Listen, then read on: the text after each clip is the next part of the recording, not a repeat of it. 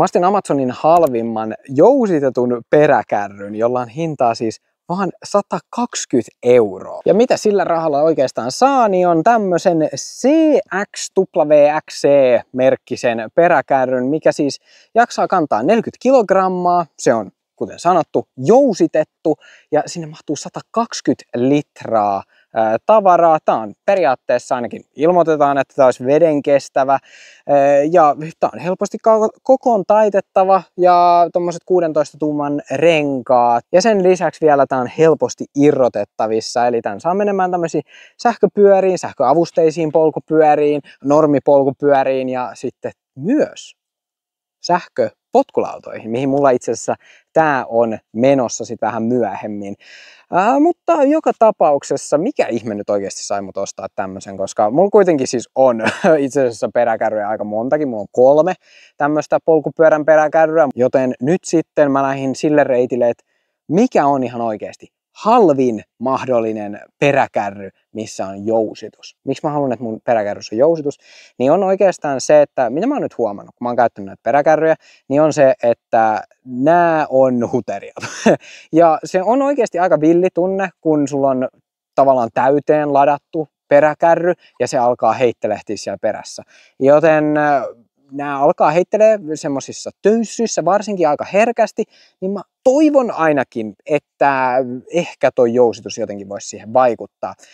Raporttien mukaan, mitä siellä Amazonissa nyt vähän luin, niin muutama ainakin sanoi niistä, että töyssyjen jälkeen niin ei ole enää niin paljon heilumista, joten jää nähtäväksi sitten, kuinka paikkansa pitäviä ne oikeastaan onkaan. 120 € on oikeasti todella vähän peräkärrystä, sitä ei todellakaan saa unohtaa. Päällepäin tämä ehdottomasti näyttää aika hyvältä. Tässä on tämmönen vedenpitävä suoja päällä, kova pohja oli tuolla kans ja oikeasti tuntuu aika vankalta ylipäätänsä suhteessa, että on 120 €, koska 120 € sä et edes saa yhtä Ortliebin sivulaukkua sun pyörään, niin tässä kyllä ehdottomasti tulee paljon enemmän rahoille ehkä silleen vastinetta tietyssä mielessä, tai ainakin käytännöllisyyttä. Tässä kyllä vähän näkyy sitten taas hinta, jos me aletaan vähän tarkemmin katsomaan esimerkiksi nämä renkaat. Nämä on halvinta mahdollista kiinakumia, mitä oikeasti universumissa on. Nämä tuntuu niin pehmeältä, että mä oikeasti en usko, että nämä tulee kestää edes 500 kilometriä. Ja sitten nämä pinnat on niin löysällä, että mä en tiedä oikeasti, tulee yksi töyssy, niin tämä koko vanne on aivan soikea todennäköisesti, eli kannattaa ehdottomasti ne kiristää. Ja sitten nämä hitsaukset täällä on oikeasti aika hirveän näköisiä, siis hitsausroiskeita ihan joka paikassa. Siis mä en tiedä mikä pieni kiinalainen tyttö tätä on oikeasti hitsannut, kun tää on niin hirveässä kondiksessa. Mutta just se, että tää kans ylipäätänsä on liikettä aika paljon, ehkä niissä paikoissa, missä sä et halua, että sitä on. Joten pidemmällä tähtäimellä oikeasti jää vaan nähtäväksi, että millainen tää on. Ja mä aion siis laittaa tämän mun sähköpotkulautaan kiinni. Ja mun ajatuksena siinä on se, että mä haluaisin asentaa tänne semmoisen isomman akun ja sitten sen kautta mä voisin tehdä jonkun isomman roadtripin sillä sähköpotkulaudalla. Voisi olla aika hauska, vähän tämmöistä kesä roadtrippiä pukkais, mutta joka tapauksessa. Mä voisin näyttää teille nyt, että kuinka paljon oikeasti 120 litraa on ihan älyttömästi tavaraa, mutta 40 kilogrammaa tulee se ensimmäisenä ehkä se rajoitus yleensä siinä. Ja sitten ylipäätänsä miten tämä asennetaan ja myös sitten tuo unboxauskokemus sitten tuohon loppuun vielä. Mutta aletaan nyt tunkea vähän tavaraa aika tänne ja miltä se näyttää. Elikkäs avataan heti ensimmäisenä tää vesisuoja tästä päältä pois ja sieltä paljastuu. Meillä on oikeasti tosi paljon tilaa tässä laittaa tavaraa. Eli esimerkiksi vaikka yksi ostoskassi, 20 litraa vettä. No tää on vähän iso kyllä. Se pitää melkein laittaa tuohon kyljelle. Mutta itse asiassa tää on oikeasti aika hyväkin pitää nimenomaan painoa mahdollisimman edessä. Se nimenomaan tasapainottaa tätä. Sitten sanotaan vaikka, että sulla on kumisaappaatkin vielä mukana ja sähkösaha. Ja sitten sulla on 10 tämmöistä jalkapumppua vielä siinä. Niin abouttia rallaa. Tässä ei itse asiassa edes ole 40 kilogrammaa. Tässä on suurin piirtein 35 kilogrammaa, eli 5 kilogrammaa jää vielä vajaaksi. Eli kyllä tähän tavaraa mahtuu. Suurin tilana oikeasti vielä nimenomaan tämä vesipurkki. Eli tavallaan 2 tämmöistä 20 litran purkkia mahtuu helposti, mutta en mä tiedä. Onko tämä mukaan oikeasti 120 litraa, koska ei tämä nyt niinku vaikuta siltä, koska 20 litraa ja jotenkin leikitään vaikka, että se täyttäisi kokonaan tämän vedellä, niin en mä tiedä, ei tämä kyllä 120 litralla oikein mulle vaikuta, mutta en mä tiedä, ehkä se on. Vesi on sinänsä aika mielenkiintoinen, että se kyllä täyttää kaikki raot, mutta joka tapauksessa tämmöisellä setillä, niin kaikki menee nätisti sinne sadesuojan alle. Ja sitten nämä voi nimenomaan kiristää sitten vielä täältä edestä ihan kunnolla, että ei tule vettä tonne sisään. Mutta joo, aika kätevästi ja mitä enemmän painoa melkein jopa täällä sisällä on, niin sen, mitä mä sanoisin, jykevämmältä tää tuntuu, että ihan jees. Seuraavaksi mä näytän, että miten tää asennetaan pyörään kiinni. Ja asennus sähköpyörähän on tosi yksinkertaista, mutta vähän modifikaatiot kyllä piti tehdä. Eli täällä nyt on tosiaan tää pidike on irrotettava onneksi, joten tätä reikää piti jonkin verran suurentaa, että mä saan sen menee tämmöiseen perus sähköpyörän moottoriin. Jos sulla on polkupyörässä joku läpiakseli, niin silloin ei tarvi mitään muokkauksia tehdä. Tosi vähän piti reikää suurentaa, olisikohan joku 2 milliä suurin piirtein, se oli vaan niin pienestä kiinni. Mutta joka tapauksessa tää mutteri, mä oon vähän löysittänyt tätä jo valmiiksi, niin tosiaan otetaan tää täältä irti ja otetaan nyt tää prikkakin, koska tää on sen verran paksu kuitenkin. On kiva, että tää on paksu, koska mä uskon ainakin siihen, että tää tulee kestämään. Ja se laitetaan tosta välistä. Ja tää kyllä jonkin verran kyllä noita vähentää, että kuinka paljon kierteitä tuolla ruuvilla on käytössä. Ja kans se, että vähän tekee hankalemmaksi kiristää sitä. Ja tää ruuvi kuitenkin pitää olla tosi tiukalla, koska tää moottori esimerkiksi tässä sähköpyörässä on kuitenkin sen verran vääntävä, niin se oikeasti pitää olla tiukalla. Joten tää on vähän semmonen, että ihan kaikkiin sähköpyöriin tää ei ole ihan niin helppoa asentaa, mutta kyllä mä nyt tämmöiseen sähköpyörään esimerkiksi uskaltaisin sitä käyttää.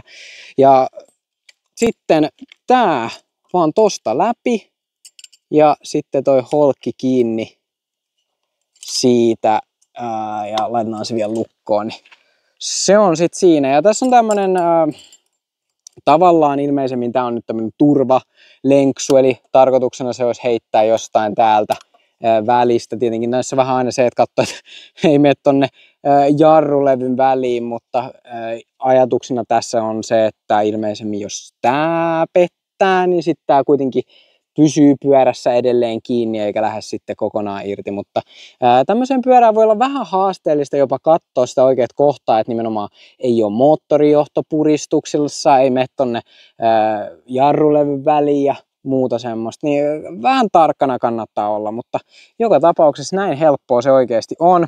Ja tässähän on se, että tähän tuntuu hyvin huteralta nyt tässä tilanteessa vielä, mutta sitten kun mä laitan enemmän tavaraa tonne taakse, niin sitten tähän alkaa tulla pikkuhiljaa enemmän painoa, niin silloin se on myös vähän vakaampi. Mutta joo, ei hirveästi ainakaan tällä hetkellä herätä luottamusta, mutta selvinnee sitten vähän myöhemmin.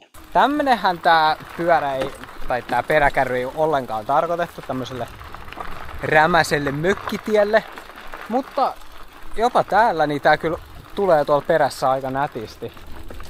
Kyllä se siellä selkeästi niinku tuntuu, että se vähän pomppii siellä. Et samaan aikaan mä haluaisin vähän sanoa, että se tuntuu ottavan niitä iskuja vastaan ja helpottavan mun ohjausta jonkin verran.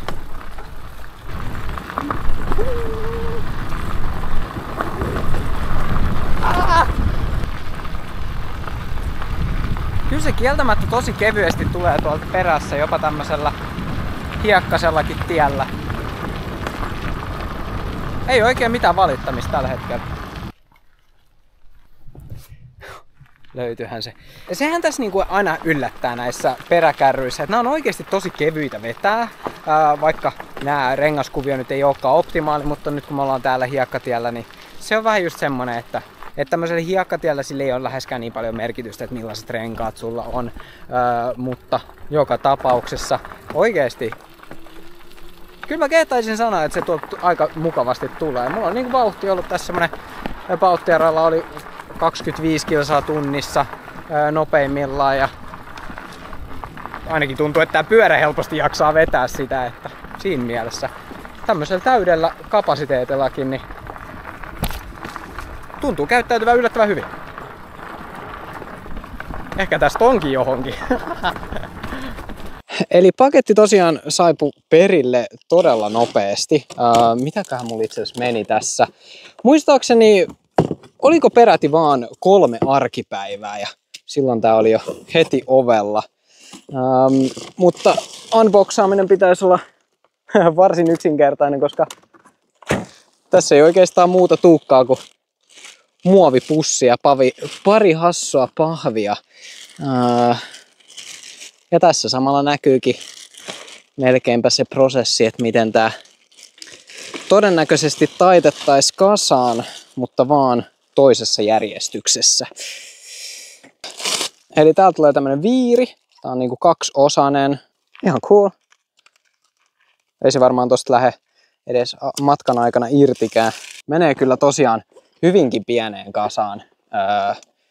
Ja täällä sisällä nimenomaan on sitten tää sadesuoja, jossa semmoista haluat sitten käyttää. Mutta tää on nyt taitettuna nimenomaan tänne sisäänpäin. Ja tätä pitää vähän työntää ulospäin, niin se lähtee sieltä, sitten sen saa vedettyä. Eli tommonen pieni holkki siinä. Ja se sitten puolestaan asetetaan nyt sitten tänne toiselle puolelle.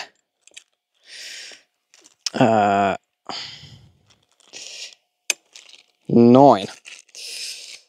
Ja voidaan ottaa tää suojamuovi irti siitä.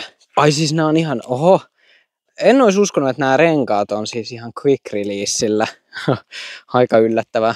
Ihan tyhjät renkaat, eli kannattaa ehdottomasti ennen ensimmäistä ajoa, niin kyllä asentaa nämä, tai täyttää renkaat siis. Eli se vaan oikeasti painetaan sinne sisään ja se on siinä. Ei nyt sinänsä ihan hirveästi tavallaan luottoa kyllä herätä, että laadullisesti, mutta kuitenkin sen verran jykevältä kuulostaa, että kyllä toi varmaan tulee kestämään. Sitten täällä sisäpuolella niin on tämmönen metallinen osa, mikä työnnetään tänne muoviholkkiin sitten kiinni, tai muovipidikkeeseen, ja sitten otetaan tää holkki, yritetään saada jotenkin tosta välistä. En ole ihan varma, että kuinka hyvä kestoinen tämä muoviosa on, että jos sulla on 3D-printeri, niin silloin ei varmasti tule olemaan mitään ongelmia, mutta ilman 3D-printeriä niin sä et varmaan varaosia hirveän helposti saa, mutta nyt kun mä sanon, niin tämä itse asiassa aika niin kuin jykevältä sitten kuitenkin tuntuu. Tässä on tämmönen kiva muovinen pohja sitten kans, joka on siis ihan kova. Onko siellä niinku joku, mitä siellä on alla? Siellä on varmaan joku vaneri tai joku muu semmonen puujuttu tuolla alla, koska se selkeästi tohon saa jo helposti laitettu jotain painavempaakin tavaraa. No, ja ohjekirja ja kaikki muutkin oli siellä sisällä näköjään. Mut sitten tulee tää, no niin, eli nää tulee tonne kiinni. Mutta täällä oli jotain tarraa, täällä takaosassa on tarra ja niin on myös täälläkin. Eli katsotaan vaan, että se on niinku linjassa ja kiinni sieltä hyvin. Ja sittenhän tää muovautuukin tähän päälle aika kivasti. Mä varmaan itse käsittelisin tää vielä jollain vedenkestävällä aineella. Tai semmosella, mitä niitä on, semmosia spray-juttuja, mitä laitetaan takkeihin, kenkiin ja muuhun semmoseen, niin että tää varmasti kestää sitten kans vettä. Tässä on vähän tavallaan riski, että sieltä voi tulla vettä, mutta täällä on siis kans tämmöistä tarranauhaa, jonka sitten voi asetella siihen. vähän haastavaa asetella kyllä samaan aikaan. Ja tässä on tämmöiset vähän turvalukot itse asiassa näissä lenksuissa. Eli painetaan tosta keskeltä kans vielä, niin sit se aukeaa, mikä on ihan cool. Sitten nää saa vähän kiristettyä kans tonne alaspäin vielä. Ja mihin meidän viiri tulee täällä? Missä on viirin paikka? Onko meillä jossain manuaalissa, koska mä en nyt kyllä näe sitä. Tän mukaan se on vaan jostain täältä välistä. Täällä on tämmönen pieni tasku sille. Ja sit se on siinä. Todella nopea, simppeli unboxaus kyllä.